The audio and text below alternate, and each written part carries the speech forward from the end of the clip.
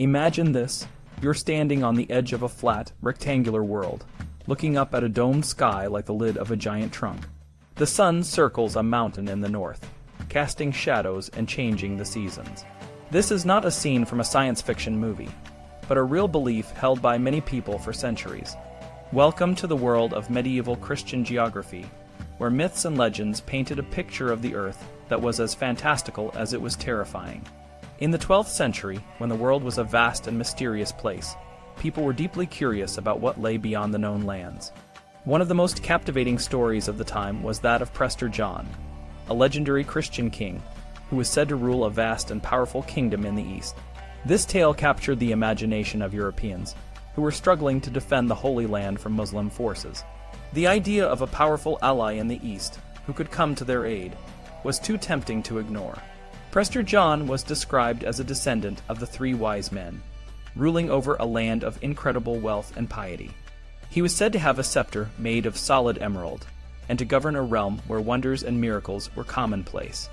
According to a letter that mysteriously appeared in Western Europe around 1165, Prester John promised to help the Byzantine emperor and the King of France conquer the Holy Sepulchre. This letter, though a forgery, was widely believed and spread across Europe in multiple languages, igniting a fever of hope and adventure. The letter described Prester John's kingdom as a place of unimaginable beauty and power. It spoke of birds called griffins that could carry oxen and horses, and of a bird with fiery wings that lived for 60 years before plunging into the sea to be reborn. There were also tales of one-eyed men with horns and women who looked similar, as well as a tribe that ate their dead relatives to redeem their sins. These stories, while fantastical, were taken seriously by many, who saw them as signs of a world filled with magic and mystery. But the quest for Prester John was not the only adventure that captured the medieval imagination. Another myth that held sway over the minds of people was the story of Gog and Magog, two powerful and evil forces mentioned in the Koran and the Bible. According to the legend, Gog and Magog were held back by a great wall, and their release would signal the end of the world. Muslim geographers, like Al-Idrisi, sent expeditions to locate this wall, while Christian geographers marked the land of Gog and Magog on their maps, often placing it in Central Asia or among the mysterious tribes of the Far East. The belief in Gog and Magog was so strong that even the ruthless Vikings were identified as these pagan forces of the apocalypse.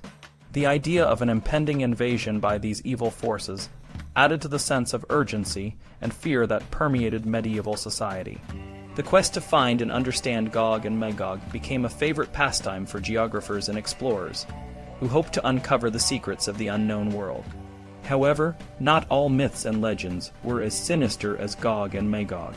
Some were filled with wonder and hope, like the stories of the Antipodes. The Antipodes were believed to be a land on the other side of the world, where people's feet were higher than their heads and trees grew upside down. This concept, derived from ancient Greek and Roman geographers, was met with skepticism and even outright denial by many Christians. For them, the idea of a world where people were not descended from Adam or reachable by Christ's gospel was heretical. One of the most influential figures in this debate was Cosmas of Alexandria, a merchant who converted to Christianity in the 6th century. Cosmas wrote a massive treatise called the Topographia Christiana, in which he presented a flat earth model based on scriptural and patristic sources. He argued that the earth was a rectangular box, with a great mountain in the north around which the sun revolved. The lands of the world were divided into symmetrical regions, and the 4 great rivers of paradise flowed into the known lands. Cosmas' model was so appealing and convincing that it lasted for centuries, despite the scientific evidence to the contrary. The Christian geographers who followed Cosmas, such as Orosius and Isidore of Seville, built upon his ideas, adding their own interpretations and embellishments. Orosius, a Spanish priest, wrote an encyclopedia that described the world as divided into 3 parts: Asia, Europe, and Africa. He explained that Africa was smaller and more desolate because of its hot climate, while Europe was more temperate and hospitable. Isidore of Seville, an influential archbishop, described the earth as a wheel, with Jerusalem at its center and the Garden of Eden in the east, surrounded by a wall of fire. Despite the prevalence of these flat earth models, there were some who dared to question the orthodoxy. A few compromising spirits tried to accept a spherical Earth for geographic reasons, while still denying the existence of Antipodean inhabitants for theological reasons. However, their number was small, and the majority of Christians preferred to believe in a flat Earth that conformed to their religious beliefs. One of the most enduring legacies of this age was the concept of the Mediterranean, which was derived from the Latin word Mediterraneus, meaning in the middle of the earth. The term was popularized by Solinus, a Roman writer who compiled a collection of wonder tales and myths. Solinus' work, Collectanea Rerum Memorabilium, was a treasure trove of fantastical stories that enlivened Christian maps and geography for centuries. He described a world filled with bizarre creatures and human monstrosities, such as people with 8-toed feet turned backward, and men with dogs' heads who barked for speech. These stories, while fantastical, were taken seriously by many, who saw them as part of a world that was both mysterious and magical. The medieval mind was a fertile ground for myths and legends, and these tales provided a way to make sense of a world that was often unpredictable and overwhelming. As the age of discovery dawned, these myths and legends began to give way to more scientific and empirical approaches to geography. Explorers like Prince Henry the Navigator and Christopher Columbus set out to discover new lands and challenge the old beliefs.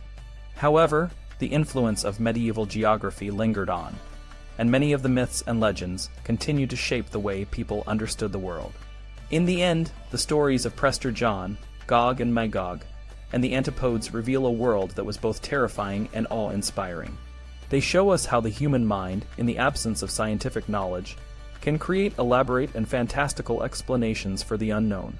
These myths and legends, while rooted in the medieval era, continue to fascinate us today, reminding us of the power of imagination and the enduring human quest to understand the world around us.